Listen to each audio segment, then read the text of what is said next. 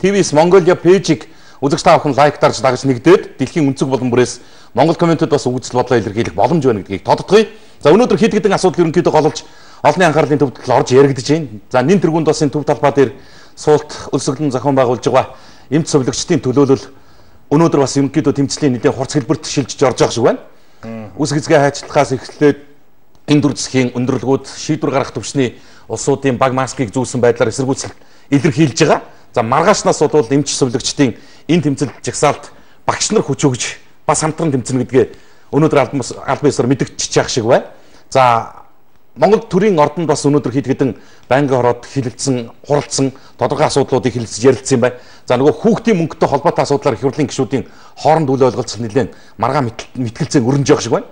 За 80%, 100% ер нь өгөх юм өгөхгүй мүү гэдэг асуудал дээр бас одоод нэлээд тийм талцсан, улс төрчсөн байдалтай юм нөхцөл байдлууд нэлээд өндөрт гарч яригдж байгаа шиг байна. За хэд хэдэн нийгэмд одоо анхаарал хандуулмаар ноцтой гэж хэлж болохоор мэдээллүүд чихэнд дуулдж байна. Дөнгөж түрүүхэн одоо бас албан их сурвалжаас наваагүй байна.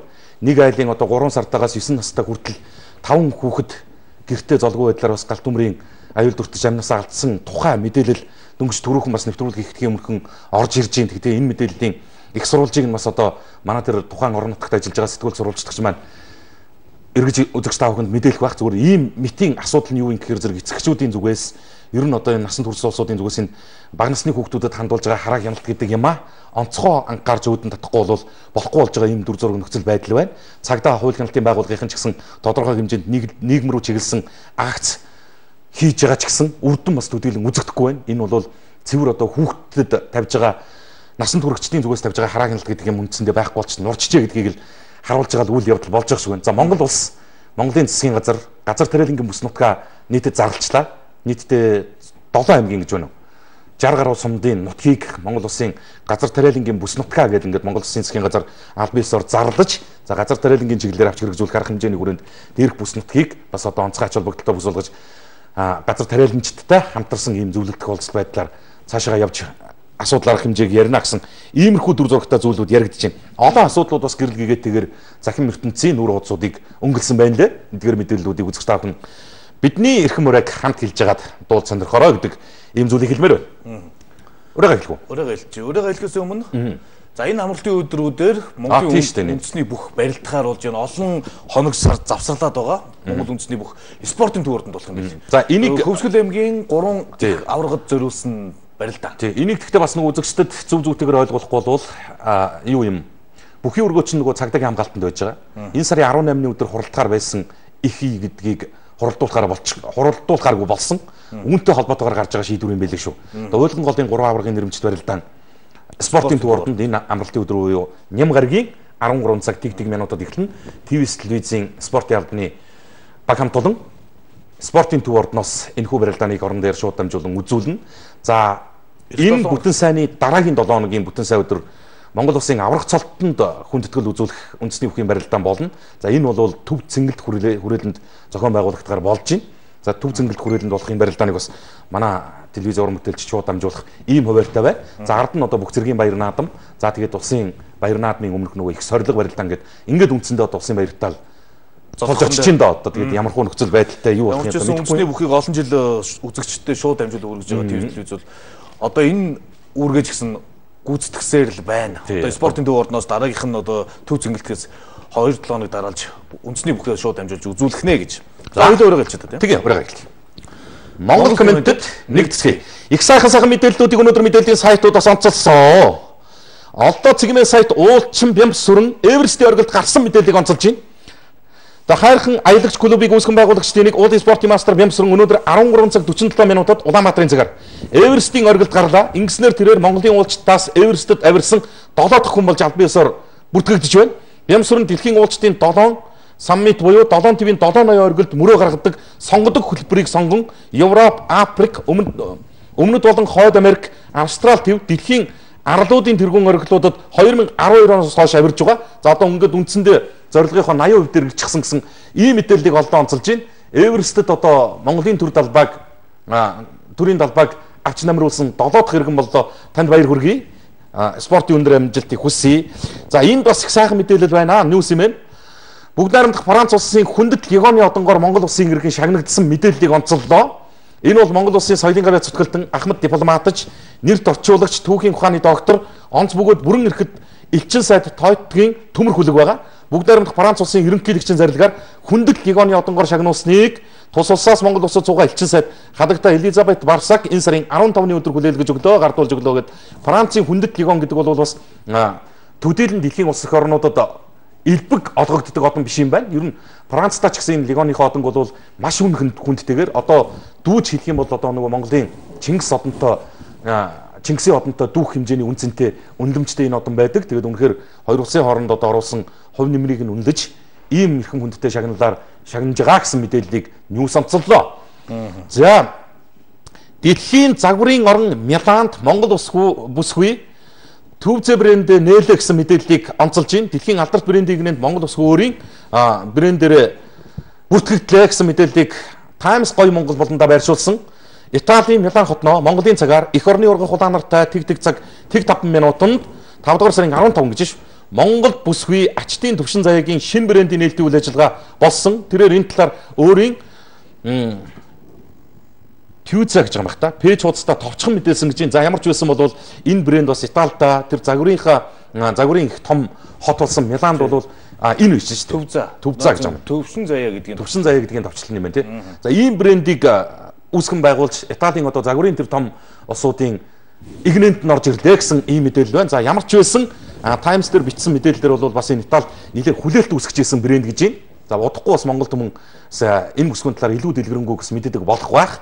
За Сөүл хотноо дэлхийн улс эх орнуудад бас Монголын нэр их гоё сайхнаар гарч байгаа мэдээллүүдийг л би амхандаа товчлол дуулгаж байгаа шүү дээ. Тал нутгийн эзэнт гүрэн Монгол гэдэг ийм үзэсгэлэн нээлттэй хийж байна.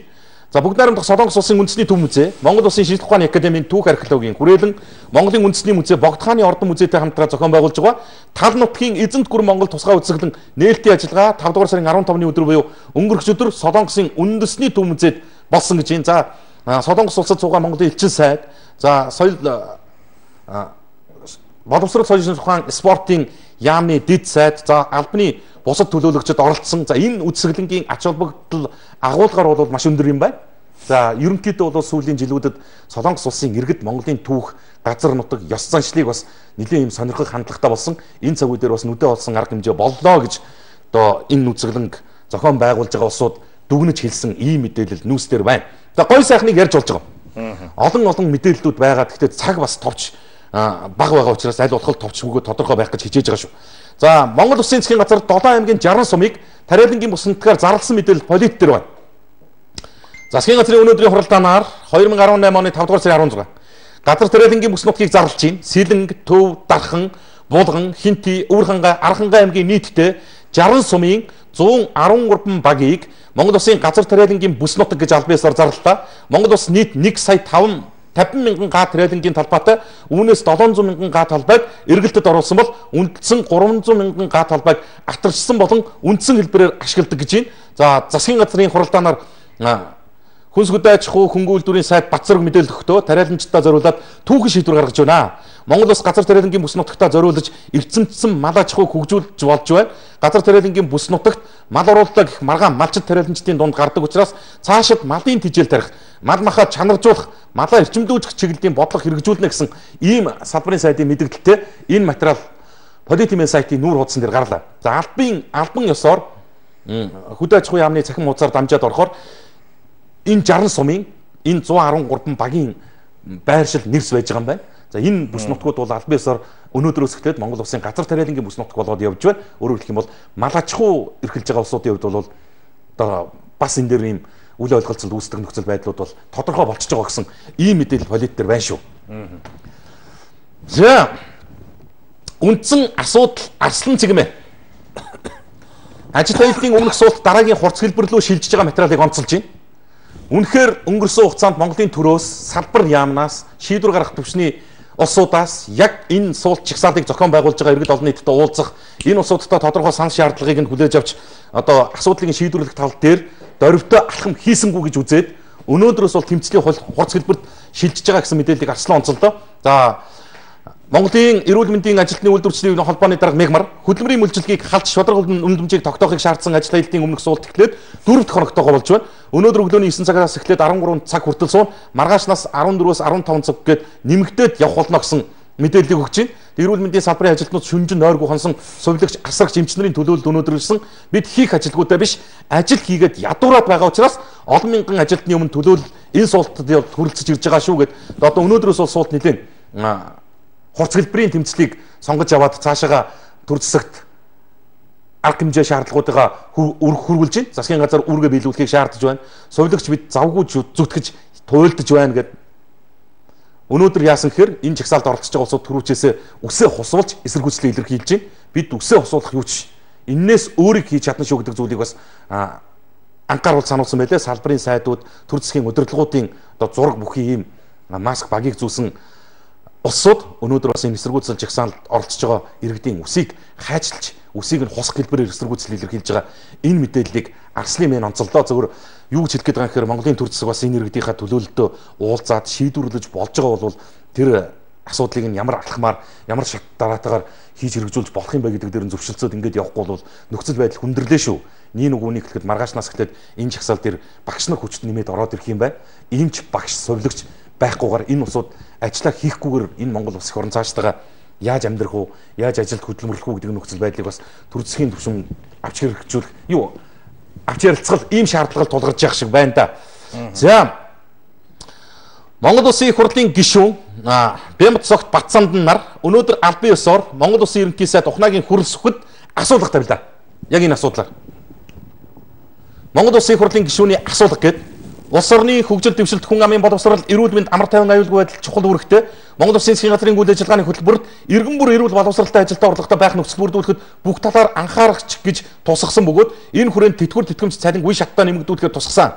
Эрүүл мэнд боловсролын салбарт цагдаагийн байгууллагын үйлчлэгийг шин шатанд гаргахын тулд эмч багш цагдаа нарын цалин хөлсийг нэмэгдүүлэх тэдгээрийн нийгмийн хамгааллын асуудлыг шийдвэрлэх шаардлага зүй ёсоор тулгарч байна. Эрдэм боловсролтой эрүүл Монгол хүнийг бэлтгэх, хүн ардынхаа амар тайван аюулгүй байдлыг хамгаалахад нэгэн насны амьдралаа зориулан хоёргүй сэтгэлээр зүтгэж байгаа багш эмч цагдаа нараа дэмжих нь Монгол төрийн үүрэг юм аа. Нөгөө талаар 2014 оноос хойш эмч эмнэлгийн ажилтнуудын цалин нэг ч төгрөгөөр нэмэгдээгүй. Багш эмч цагдаа нарын цалин хөлс өргөн хэрэглээний бараа бүтээгдэхүүний үнийн өсөлтөд гүйцэгдэж тэдний худалдаа авах чадвар жилээс жилд муудаж үүнээс улбаадан сүүлийн үед мэрэгжлийн өндөр ур чадвартай олон боловсон хүчин гадаадад гарч хүний нутагт хүнд хөдөлмөр эрхлэх явдал нэмэгдлээ. Иймд Монгол хүний эрдэм боловсролын хөтөч эрүүл жаргалтай амар амгалан амьдралын манаач болсон багш эмч цагдаа нарыг тогтвортой сууршилтай ажилуулах үүднээс тэдний цалин хөлсийг нэмэгдүүлэх ур чадвар ачаалтанд тохирсон урамшууллын шудраг тогтолтоо бий болгохыг шаардлагатай хэмээн үзэж байна. Иймд Монгол Улсын их хурлын тухай хуулийн 7 дугаар зүйлийн 7-гийн 1-ийн 13, мөн хуулийн 33 дугаар зүйлийн 33-ийн 1-ийн 2 заасны дагуу Улсын их хурлын гишүүний бүрэн эрхийнхээ хүрээнд дараах асуулгыг Монгол Улсын ерөнхийлөгч танд хандан тавьж байна гэдэг энэ асуулгыг тавьсан. Ерөнхий сайд. Ингээд асуулга тавьсан. За энэ дээр бол одоо юу гэдгийг зүгээр талцсан маргаан сүүлийн өдрүүдэд эрчимтэй өрнөд байгаа юм. Иймч багш нарын цалин гар дээрээ авж байгаа нь 300-аас 400 мянган төгрөг штэ. Тэгэхэд 200-аас нэг 250 мянган төгрөгийн цалингаар амьдралаа болгоод явж байгаа хэдэн зуун мянган төрийн болоод хувийн хвшлийн ажилтаа албаагчдын асуудлыг яагаад хүн ярьдгүй юм бэ? Одоо өөр гэх юм бол энэ гар дээр авж байгаа 300-аас 400 мянган төгрөгийн цалин чинь болцооных штэ гэж хэлж байгаа улсууд бас гарч ирээд байгаа юм. Би хэллээ штэ энэ дээр ямарваа нэгэн байдлаар ус төржүүлэхгүйгээр намчрахгүйгээр нөхцөл байдалд нь бодтойгоор үнэлт дүгнэлтийг өгөөч. Үнэхээр өнөөдөр энэ худалдаа авах чадвар нь энэ улсуудын авж байгаа цалин хангамжинд нь хүрэлцээтэй байгаа мó гэдэг нөхцөл байдлыг ойлгооч гэдэг зүйлийг л хэлж байгаа юм. Нэг сувилагч бүтэн сарын цалингаа аваад карманда 30000 төгрөгтөө үлддэг гэдгийг энэ улсуудын төлөөлөл хэлж илээ. Лизингээ цалингийнхаа зээлийг өгөөд одоо өөр одоо юу гэдэг нь тэр байр марийнхаа мөнгийг өгөхгүйгээр зөвхөн одоо лизингээ төлөхөд ард нь 3-аас 30 мянган төгрөгтөө үлддэг гэдэг ийм мэдээлэл байгаа. Хоёрдугаарт нь 2014 оноос хойш эмч цагдаа сувилагч багшийн цалинг нэг ч төгрөгөөр нэмсэнгүй шүү дээ. 14 оноос хойш өргөн хэрэглээний бараа бүтээгдэхүүний чинь ямар хүн нөхцөл байдалтай болцсон бэ гэдгийг бас одоо энэ ч хүн хилүүлтгүй мэдж байгаа шүү. Сүүлийн нэг сарын дотор гэтэл өргөн хэрэглээний бараа үйлчилгээний өмнөх сараасаа өссөн үзүүлэлттэй гарч байна. Шуурхай цэгмэн дээр энэ дараагийн мэдээлэл тавигдсан. Сүүлийн нэг сарын дотор гэтэл хөрхөө өсчихөж байна. Энэ Улсын нэгдсэн төсвийн тэнцвэржүүлсэн орлого тусламжийн нийт хэмжээ энэ оны эхний 4 сард 2.5 их найт төгрөг, зарлага эргэс төлөх Цэвэр зээлийн нийт үлдэгдэл 2.4 их найт төгрөг болж улсын нэгдсэн төсвийн тэнцвэржүүлсэн тэнцэгэл 98.2 тэрбум төгрөгийн ашигтай гарсгаж. За энд нэг ноцтой асуудал юу вэ гэхээр судалгаанд хамруулсан хүнсний 100 нэр төрлийн барааны 40 гаруйх нь үн өнгөрсөн сартай харьцуулахад өссөн үзүүлэлттэй гэж. Гол нэрийн 40 бүтээгдэхүүний үн сарын дотор нэмэгдэж байгаа. Би юу гэж хэлэх гээд байна гэхээр зэрэг одоо нэг ийм айцыг нийгэмд өгчөөд байгаа байхгүй юу? Эмч сувлагч багш нарын цалинг нэмэх юм бол дагаад үргийн хэрэглээний барааны үн өсчихнө, талх үнэ нэмчихнэ, сүү үнд орчин, мах үнд орчно. Тэгээ ямар ч нэмсэн хэрэггүй болдгиймаа гэдэг нөхцөл байдлыг яриад байгаа юм. Тэр улсуудад би хэлж нэмээгүй байхад л өсчлөө.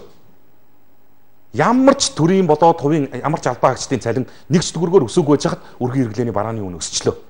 Тэр битгийг л сүүлийн нэг сарын хугацаанд бензин шатхуун нефтийн бүтээгдэхүүний үн тогтвортой байж хахад л үргийн хэрэглээний барааны үн өсчлөө.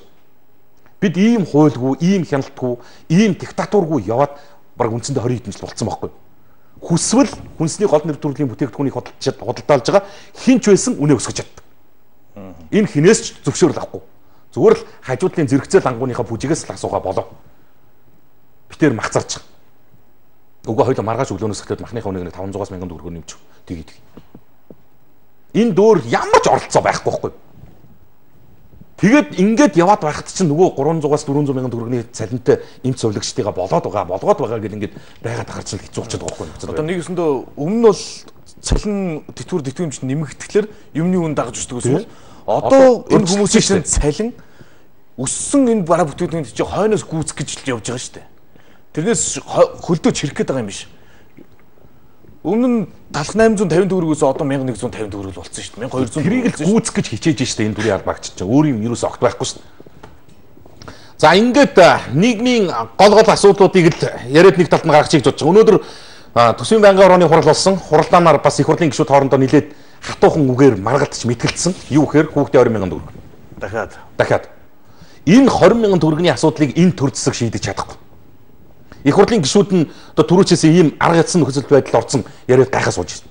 Олон улсын валютын сан чинь 80% нь одгоо 80%-аас хэтрүүлж олгох юм бол хөтөлбөрөө зогсоон Монгол улсыг дампууруулна гэдэг байгаа мó. Тэгэхээр олон улсын валютын сан их хурлын гишүүдүүд бид наа хүүхдийн чинь мөнгөнд оролцоогүй гэдэг асуудал ярьж байна.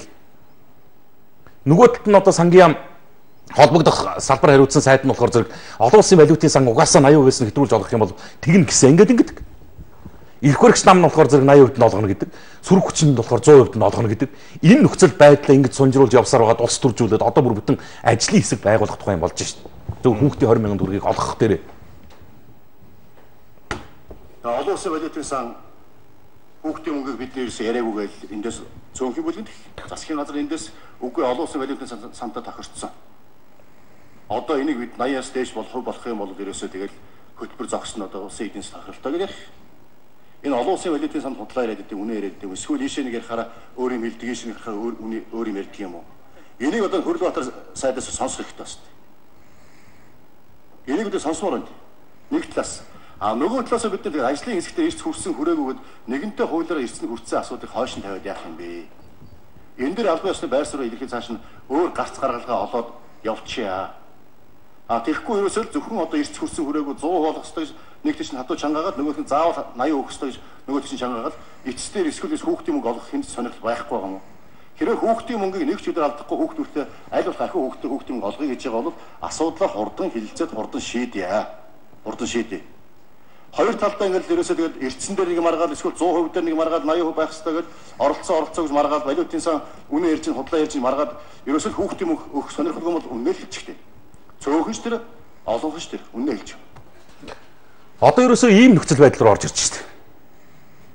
Тэстэ өөгч биш болчихгаач биш ингээл яан ч гэж байгаа нь мэддэгдэхгүй явсаар байгаад л энэ хүчлээ шүү дээ. Ийм сонин нөхцөл байдал үүсэж байна. 80% нь олгоно гэдэг эрх баригч нам болохоор зэрэг 80% нь олгож байгаа гэж үлдсэн 20% нь үлдээхдээ тэр 20%-ийг 80% болгох гэдэг юм уу гэдэг ийм хардлага хүртэл босч ирсэн. Нөгөө талд нь хүүхдийн мөнгийг л 100% олохгүй бол болохгүй шүү гэдэг асуудал ярьж байгаа сүрэг хүч ардчилсан нам.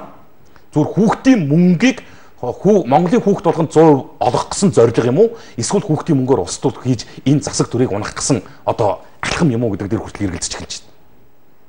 Ирэх баригчт нь ч сүрэг хүч нь ч одоо яг үнийг хэлэхэд хүүхдийн мөнгө олгох нэг чинхүү хүсэл гэдэг нь байхгүй болчихлоо л. Одоо ардчилсан намын зүгээс явуулж байгаа мессеж бол ерөөс тэр болчихсон. Хүүхдийн мөнгийг 100% олохгүй бол засгийг татж байна. Гэхдээ тэр улс төрийн хүчин хүүхдэд 100% мөнгөний олгуулах гэдэг юм уу? Эсвэл хүүхдийн мөнгөөр далимдуулж энэ төр засгийг одоо улс төр хийх гэдэг юм уу гэдэг асуудал нэг. Нөгөө талд нь энэ амар ноцтой асуудал гарч ирж шít. Ирэх хэрэгс нам яаж шít. Гэхдээ бид үгэн 100% өгөх гээд байгаа юм. Гэтэл олон улсын валютын сан чинь 80% нь өгөөл гэдэг шаардлага тавиад байгаа гэсэн чинь одоо олон улсын валютын сан их хурлын гишүүдэд мэдээлэл өгөхдөө бид ямар ч хүүхдийн мөнгөний асуудал яриаггүй, хүүхдийн мөнгийг 80% нь олох, 50% нь олох гэдэг нэг ч зөвлөмж хүргүүлээгүй гэж байна. Нэг их тийм олон улсын валютын сангаас зээл авчихсан гэдгээр зүгээр бүх муухай юмныхаа төрөнд нэг олон улсын валютын сан гэдэг нэр барай яваад идэм шүү. Одоо ийм хардлага төрж эхэлж байна. Болохгүй бол энийг олон улсын валютын санд гэсэн. Гэхдээ бид 100% өгөх гэжсэн чинь эднийх 80% өгөх гэсэн. Ингээд үлдсэн 20% нь үлдэж байгаа. Яг яагаад тэр 20%-ыг үлдээж юм гэхээр тэр 20% чинь яг үндсэн 80% болчих магадaltaй байхгүй. Энийг иргэд хэн чадахгүй шүү дээ. Ийм л нөхцөл байдлууд л өнөөдөр яригдж байна да. За хүүхдийн мөнгө 80%, 60% шийд гарсан уу л гэж. Үгүй энэ харин ийм л шүү дээ. Би сая үзүүлсэн. Оруулж ирэл хамгийн түрүүнд уншаад сэтгэл нь л ийм байгаа байхгүй. Гишүүнд нь өөрөө мэдхгүй байж шүү дээ. Яг өгөхгүйгээж мэдхээ байчлаа шүү дээ. Бямцогт гишүүний тэр санал гаргаж ирсэн шүү төсвийн байнгын орон дээр. Зүгээр л яг авъя гэсэн хүмүүс нь өргөдлийн аваад өгч. Ямар ч судалгаа хэрэггүй тэр мөнгийг авдаггүй хүмүүс нь тэгээд өргөдлөө барьж очихгүй шүү дээ. Тэгэл тэрүүгээр шин одоо 80% байна уу 60% байна уу шигшигтэл гараад ирнэ. Тэрэнд нь л өгч идөө. Шийдэл байгаамаа. Шийдэл байгаа. Сонирхол ба. Хүсэл байдаг шүү дээ. Шийдлүүд зөндөө байна. Та заавал төр төсөв мөнгө гаргаж явахгүйгээр эцэгчүүд нь өөрсдөө хүүхдийн мөнгө авъя гэсэн болгоно хүрээд иргээ гэхээр зарим гишүүд бүр ингэж л юм. Одоо тэр хүүхдийн мөнгө 20,000 төгрөг 5 жилийн өмнө 20,000 байсан. Одоо 20,000 л байна. Хүүхдийн мөнгийг тэгвэл бас тодорхой хэмжээнд нэмья гэдэг зүйлийг бас санал оруулж ирж байна. Яаж 30,000 гэдэг тиймэрхүүч байдалгүй одоо тэр ч дүүрлээ. Зүгээр яг өгөх юм уухгүй юм. Одоо тэрийг л хэлсэн гэж байна. Одоо 60-80 гэдэг шүү дээ. 60-80 эсвэл 100 юм уу? За Монгол улс олон улсын валютын сангийн харамад байдаг юм уу? Ойлгохоо боллоо гэсэн байна. Төрийн байгууллагын цалин тийм бага юм бол ажилд орохоор яагаад авилгал нэхэд байдаг юм бэ? Баян зүрдүүрэг хаан банк цалинтай хийж мөнгө буухгүй байна. Бусад банк нь өгөөд байх юм аа л гэсэн сэтгэл ирсэн байна. Төрийн албаны ажилчид цалин нэмээд байх юм аа. Бусд нь яах вэ? Бензиний үн чинь нэмэгдээд удаж байна штэ. 1730 төгрөг болсон шүү дээ. Өмнө нь 1660 төгрөг байсан. Монгол ардын нам энэ асуудлаа ерөөсөө ярихгүй байна гэсэн. Тэтгэврийн нас болсон бол тэтгэврд гаргах хэрэгтэй, залуу хүмүүст боломж олгох хэрэгтэй шүү. G50-ийн талаар мэдээлэл асууж өгөөч ээ. За одоо тэмцээч ээ. Тэнийг эмч цагдаа багш цэргийн арын албаны ажилчтай алийн болгон гөлөг зориулаад эргүү зориулаад дуугаа яваад байгаа юм бэ. Нийгмийг гол нь үүрч явах хүмүүс нь дуурахгүй байгаа болохоор л наа төрийн толгойд суусан өөрч чинь давраад байна шүү дээ. Би бол санал зөржил байна л да. Эмч цагдаа совлогчид одоо яг эрх бүхий хуулиар олгогдсон тэр эрх бүхий улсууд нь чадлаараа тэмцэж шин. Одоо эннээс илүү яаж тэмцэх юм бэ? Энэ төр засагт бас нэг юм бодож ойлгогдохоор утал ярьж хэлж шин. Үсээ хүртэл усуулж байна. Гол нь энэ биш тэмцээд байна. Тоохгүй шин энэ чинь. Энэ төр чинь тоохгүй байна. Одоо бүр жигсаар хагаад улиг домгоор одоо үнэхээр тоохоо байж шин. За энэ чинь ингэж байна. Заавал унших гинэ. Сайн байна уу хоёроо? Дархуул аймгийн Шарын гол суманд алтнаас болж бараг л төвдөө газар ухаад зөөгөө дуусгалаа. Ард түмэнд зөвшөөрөлтэй гэж хэлчихэд гол усаа хайр наргүй ухаж байна. Засаг дарга цагдаа нь хамтран ухаж байна. Хууль ялтын албан ирээд хавхуйл аваад хилээ хазаад буцааж явж байна. Ямар байгууллага нь тэгэхээр хамгаалах юм бэ л гэсэн. За Шарын голд нэг иймэрхүү юм болоод байгаа юм байна. Зарим нэг зураг хөргөө бол бас явуулчих зүгээр тийм. Энэ асуудлыг баримтжуулаад хийх хэрэгтэй байна. Телевиз Улаанбаатар хот Монгол коммент нэвтрүүлэгт гээл шуудангаас 404-ний марк аваад тэгэл явуулчихсан шүү дээ. Агаал яв. За энэ шүүх цагдаа ажиллаа хийхгүй юм аа. Нэг хэрэг шийдэх гэж 1 жил болж байна. Арай юм аа. Шүүх цагдаа ажиллаа хийлдэ. Нэг рүү шилжүүлээд байх юм аа. Шүүх чинь яг өөрийнхөө хийх ёстой юмыг бол гяс хийжтэй юм билээ шүү дээ. Сая бол тэр хоёр ерхий сайдын асуудал дээр нэг өдөр бүр 2 маяр аваад. 2 аваад. За 2012 оны тэр улсын хурлын сонгуул дээр чинь баян үүр хангад усан асуудлыг хан улсын шүүхтэр бол 2 цагийн дотор асуудал шийдэж. Нааш над тавчирж байгаа л гэж шийдчихсэн. Ингээ шийдэж. Тэгээ зарим хүмүүсийнхээ болохоор ингээл жил дамнуулаа л яваад байдаг. Тэр үүр ханган тэр сонгуул юм арай шог юм болсон тий. Тэр бүр амар шүү дээ. 12 оных шүү дээ тий. Тий 12 оных. Баян зүртүүргийн 202 дугаар цэцэрлэг хандвийн мөнгө гэж 30-аас дээш мянган төгрөг татна. Одоо болохоор засварын 15 мянга нэх юм аа. Байгууллагадаа дөнгөж 3-аас 4 жил болж арай дэндүү юм аа л гэсэн байна. За ингээд нэхэмжилж байгаа, нэгж байгаа тийм бичиг цаас, зарлал, мессеж энэ төр байх юм бол тэднийг авсаргаарэ. Тэгээд одоо бас наан цаануу цаануутай юм л дөө. Одоо 15 мянган төгрөгийн засварын мөнгө одоо нэг удаа бүтэн жил одоо хүүхэд маань явж байгаа гэж одоо эх жил дахиад явна гэж одоо өгчөд жилд нэг л засвар гэж байгаа. Энд чинь ямар ч тэр анги кабинетийг засварлах үүдэн татах нэг төгрөг төсөөлөгддөг байхгүй юу? Цэцэрлэгүүдэд бол байхгүй юм билээ шүү дээ. Чи судалж үзчихлээсэн. Тэгээд одоо нэг анги одоо юу гэдэг нэг 30 хүүхэдтэй бол нэг 450 мянган төгрөг болох нь тий? 450 мянган төгрөгөөр чинь тэгэл нэг ангийг засварлана гэдэг чинь одоо ямар хуу байна гэдгийг бид бас бодох хэрэгтэй. Тэгээд энэ чинь засвар хийж байгаа үн хүсэж чинь ажил тийм засварчин ирж хийдэг юм бэл. Өөрснөө энэ багш нар нь эсвэл одоо нэг зүгээл нэг бэж өмсөөл тий. Иймэрхүү л байна л да. Бид бас юу гэж хэлэх гээд юм хэрэг харилцан бас биений ойлголцож явах хэрэгтэй юм лээ. За нэг мэдээлэл хүргээд хэлэх үү. Энэ сүүлийн үед бага насны хүүхдүүдийн эсрэг гарч байгаа хэрэг зөрчлүүд нэмэгдэж байна. За Монгол улсын ерөнхийлөгчд өнөөдөр аль бие ёсоор иргэд олон нийтийн зүгээс асуулга тавьсан байсан. Ямар асуулга тавьсан гэхээр цагдаагийн байгууллагын дарга удирдлагуудаа ажилуулаач. Хууль хүчнийхээ байгууллагуудыг ажилуулаач гэдэг ийм асуулгыг ард иргэд олон нийтийн эцэгчүүдийн төлөөллөөс тавьсан. Юу гэхээр зэрэг сүүлийн 1 жилийн дотор 70 хүүхэд алгуулчаад. Орос ураггүй алгуулсан 70 хүүхэд яригдсан. Одоо дээрэс нь зам тээврийн осолд өдөрт дунджаар 5-аас 8 хүүхэд өртөж байгаа мэдээлэл гэж. Өнгөрсөн онд 1000 хүүхэд 1000 хүүхэд зам тээврийн осолд өртөж дахир дутуу ирмдэг болж эндээс 55 хүүхэд амнаас алдсан. Бага насны хүүхэд. Хамгийн аимшигтай нь юу гэхээр тэр 55 хүүхдийн 47 нь автомашин дотор аав ээжийнхаа өвөр дээр сууж байгаад насарсан байна. Өөрөөр хэлэх юм бол чиж явсан. Автомашинт буруу хүүхдээ авч явсан. Одоо эн чинь нөгөө хүүхд зам тээврийн осолд өртлөөхөөр дандаа нөгөө гүүж гаал мөргүүлчдэг гэдэг тэр хандлага чинь засарсан байна. Одоо яаж ирсэн чинь нэг нь аятайхан шийдэгдэхээр нөгөө талд нь ийм асуудал усаад ирж байгаа. Эцэгчүүд хүүхдүүдэд дандаа өмнө ингээ бамбаа олгож тэрвж авч явдаг. Хоол хөдөө замд явж байгаа. Осод бол 1 секундыг хит хуваацны дотор л өрнөж байгаа шүү дээ. Тэгээд хүүхэд нь өвөр дээрээс ингээ уршаа явчихдаг. Өөрөө хүүхдэрээ бамбаа хийгээд амьд үлдчихдэг. Ийм тохиолдол 47 удаа гарлаа. Би яагаад энэ мэдээллийг хэлж байгаа гэхээр энэ замын цагдаагийн байгууллагын замын цагдаагийн албаагчид энэ бяцхан зорчигч гээд аян зохион байгуулад эхэлсэн байсан. Хэвлэл мэдээллийнхэн их идэвхтэй оролцож байна. За урлаг соёлынхан нийгэмд бас энэ олон танигдсан улсууд бас энийг суугаалж дэмжиж байна. Бүр челленж хүртэл ингээд өрнүүлээд явж байна. Үрдүн үзэх нь гол байгаа юм. Чухал байгаа юм. Одоо битэрийн ширээн дээр ч гэсэн бас ингээд ирчихсэн энэ постэр бид бол энийг одоо өдөр тутам үзүүлээд өдөр болгон сануулж байж л нэг ч гэсэн хүүхдээ амь аврахал ийм нөхцөл байдал дээр ирлээ шүү найзууд. Энэ хараа. Хууль зүйн дотоод хэргийн яам Монгол улсад гэмт хэрэгээ сэргийлэх ажлыг зохицуулах зөвлөл цагдаагийн ерөнхий газар, замын цагдаагийн алба, нэгдсэн үндэсний байгууллагын хүүхдийн сан гэх хүүхдэд зөв тээвэрлэе. Миний хайртай хүмүүсийн амь нас бүхнээс илүү үнэтэй гэдэг энэ бяцхан зорчигчгээд энэ 80-ны хүрээнд одоо бид өөр юм хийж чадахгүй юм шүү дээ.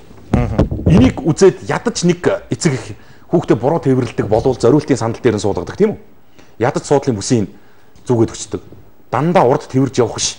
Арын суудалтаа суулгадаг. Ийм бодол бас толгой дархинд нь орох болов гэдэг горьдлого юм шүү дээ. Арай л дэндүү шүү. Хүүхдээ зөв тээвэрлэе. За энэ бяцхан зорчигч нартай зам тавьж өгцгөө юу? Би эртээдхэн хэлжсэн да. Гарцан дээр нь ирж мөргөөд ах юм аа. Тий. Ганцхан гарц байх юм аа. Нэг бүхэл бүтэн нэг том зам дээр чинь. Тэрс нөгөө юу шүү дээ. Офицеруудын орны тойрогоос нохотой хөшөөний тойрог хүртэлх замд ганцхан гарц байх юм аа. Тэр гарцан дээр нь ирж хүүхдүүдийг мөргөөд ах. Тэгээ хүүхдүүдэд зөв тээвэрлэе. Тэр зориултын суудал дээр нь суулгая. Энэ зүгээр юу ийм юмудаас л одоо хэрэгжүүл юу харуулж ямар нэг материалын зүйл биш шүү дээ. Энэ ийм л юм болоод байна. Хумсрын л асуу. Надад юу бодогдоод байна гэхээр зэрэг ерөөсөө монголчуудын нэг амар одоо бүр нэг юм генд байдаг хандлага гэхээр зэрэг юу гэхээр хүүхдээ бүр амар эрхлүүлдэг байхгүй.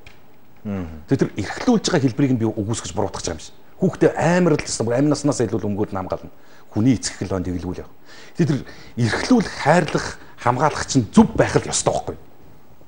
Хүүхдээ эрхлүүлж ингээд машиныхаа урд одоо хүүхдээ эрхлүүлж ингээд урд тэврээд суугаад явах чинь өөрөө ямар эрсдэл тавьж болж ийн гэдгийг л энд л хэлэх гээд байгаа шүү дээ. Бидэнд бол өөр одоо хийж чадах юм алга. Ерөөсөө зам тээврийн ославар гэдэг юм чинь буухгүй байна. Улаанбаатар хотдоо бас энэ ославар бас харьцангуй багасаад ирсэн чинь одоо энэ хөдөө орон нутгийн зам ерөнхийдөө Монгол орн чинь тэр чигээрээ Улаанбаатар хоттойгоо хатуучилтаа авцамаар холбогдлоо шүү дээ. Одоо 3-4 аймаг л үлдчих шиг байна. Тэгээд ийм үхгцэн юм шиг улаан галзуу явдаг энэ нөхцөл байдал чинь одоо зөвхөн он гарсаар зам тээврийн ослоор 520 гаруй иргэн амь нас алдчихад байж байна. Та нар боддоо халах голын дайнд Монголын 220 зэрэг нас урсан шүү. Бүтэн тэр дайнд тэр жилийн дайнд энийг түүх мэддэг усуд мэдчих. халах голын дайнд нас орсон Монгол цэргүүдийн тооноос зүгээр зам дээр нас орж байгаа иргэдийн тоо чинь 2-3 дахин их байж ихийг одоо юу гэмээр вэ те энийг одоо хэн зохицуулж энд одоо яг ямар цагта болиулах юм энэ бол зүгээр бидний сэтгэлгээний дотор явж байгаа аимшиг шүүл гэдгийг хэлэх гээд байгаа юм. Цэвэр тархин дотор байгаа шүү дээ энэ чинь.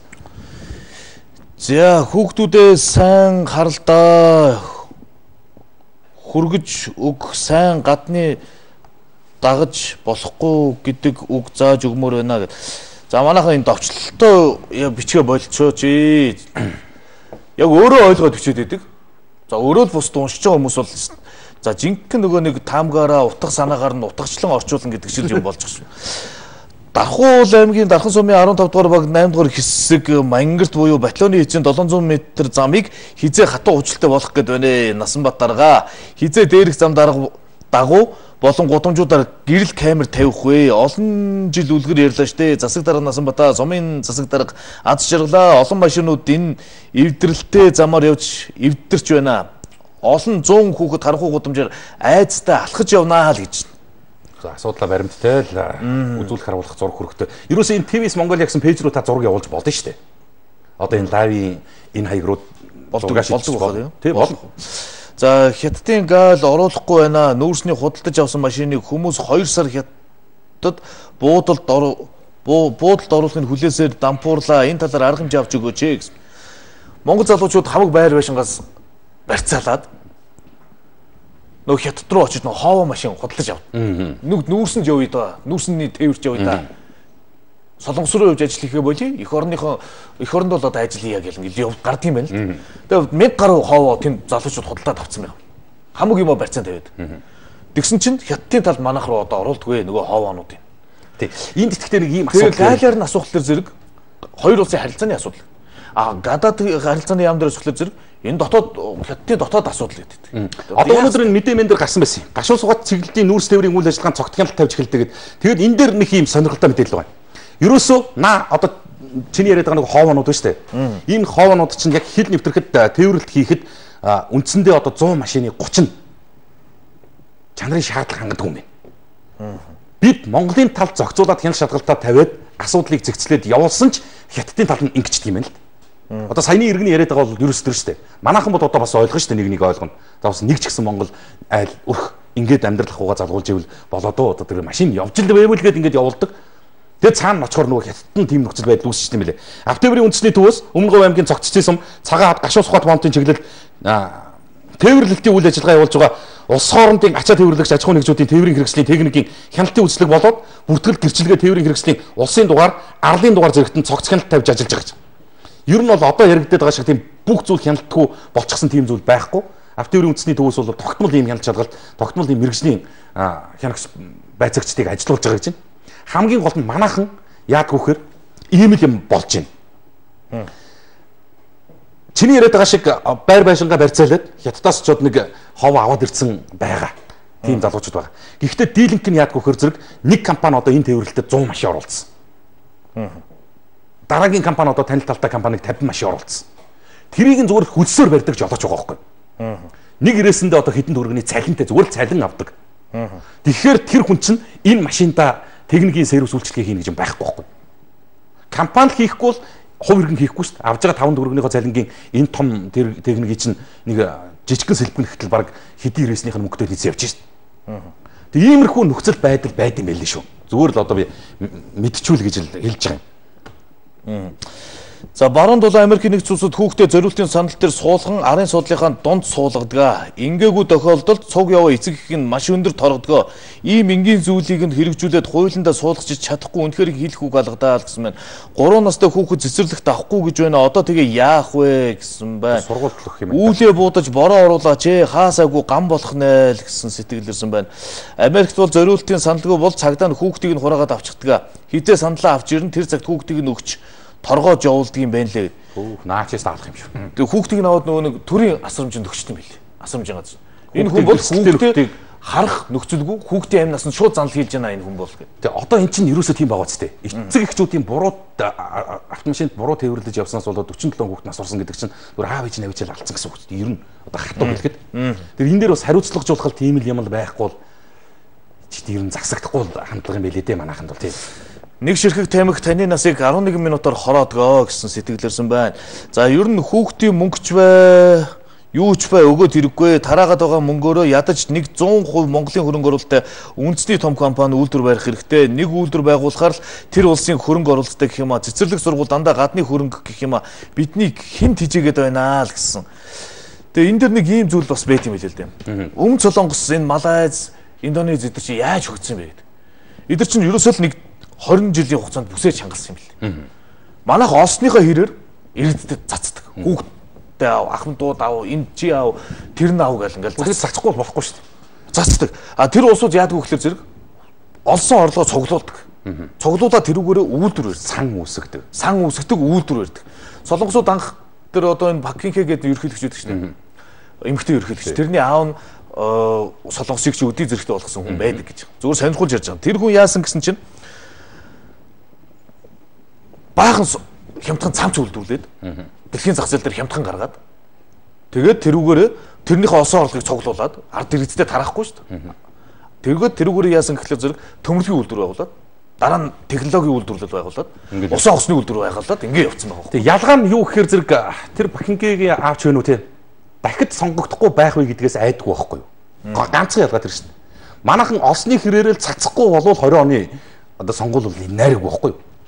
Одоо ерөөсөө манай эрх хэрэгсдэд байдаг тэр оюуны том ялгаа тэр шүү дээ. Казахстан бол одоо чинь харалтай. Тэр Нурсултан Назарбаев гэж хүн үнэхээр гайхамшигтай өдөрдөг зэгдгийг л зүр энэ хажууд байж байгаа тэр хил залгаа хөрш орны жишээл харуулж шүү дээ. Баялагын сан гэж үүсгэн байгуулсан. Устдаа жилд төсвөлсөн тэр төсвийн орлогоосоо давсан бүх мөнгийг л тийш нь хийгээд байсан. Тэгээд энэ шинэ Астанаа яаж алмаатай юу болж байна. Тэгээ энэ бол зүгээр л бидэнд хизээж чадахгүй энэ улс төрийн тогтолцоо өөрчлөгдөхгүй болвол юу ч шийдэгдэхгүй ганц үнэн энэ баггүй. Олсныхоо хэрээр цацна, олохгүй болвол хүнээс зээлж байгаа цацна.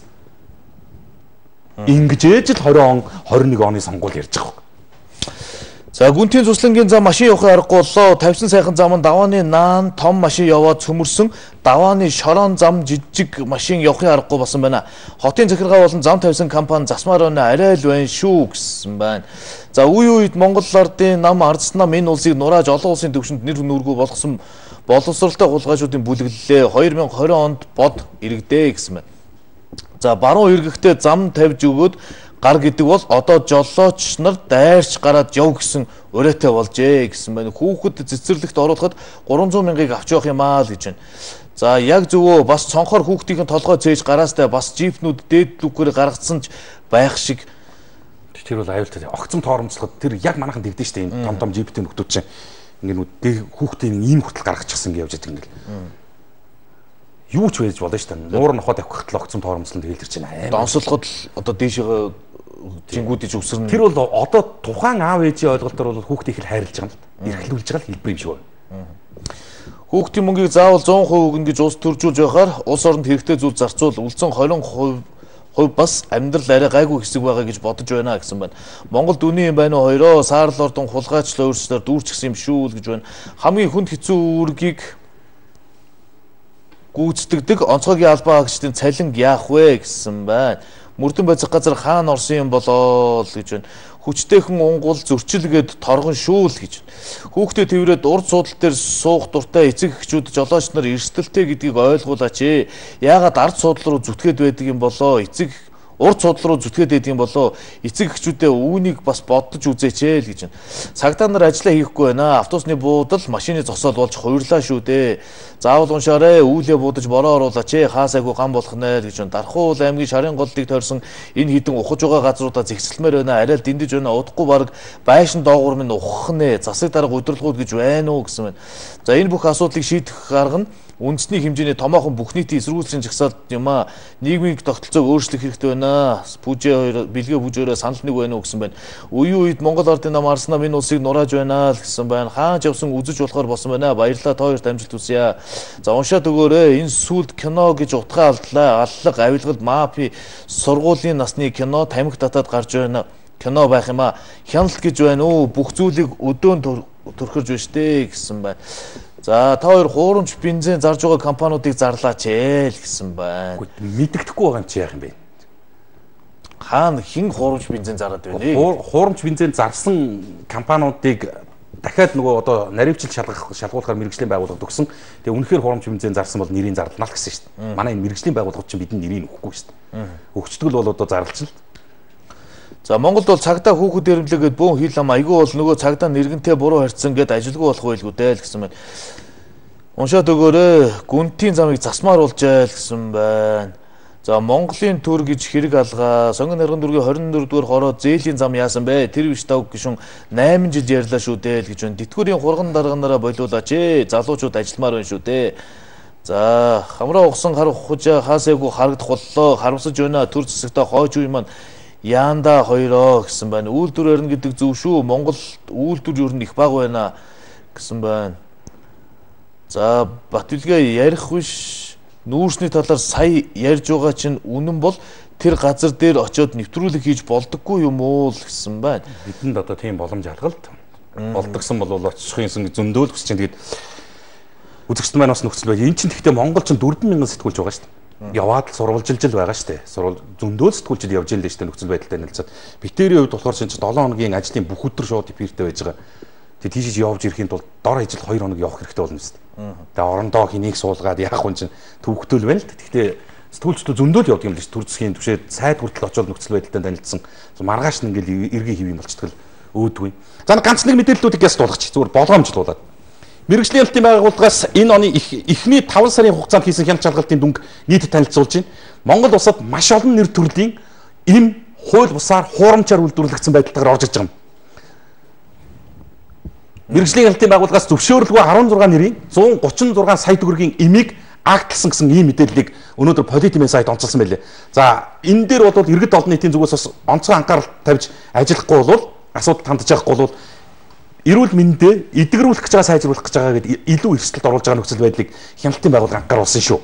Дараа нь тоншуул хэмээн сайт дээр байгаа. Үндэсний аюулгүй байдал занл хийсэн мансуурал гэдэг зүйлийг яах юм бэ гэж.